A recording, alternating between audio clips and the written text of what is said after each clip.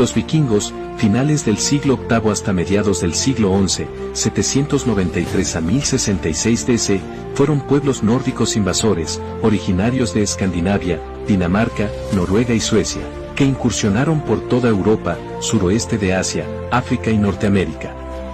Pueblos paganos politeístas, cuya muerte en combate era vista con honor, como un camino al Valhalla, el Salón de los Caídos, gobernado por Odín.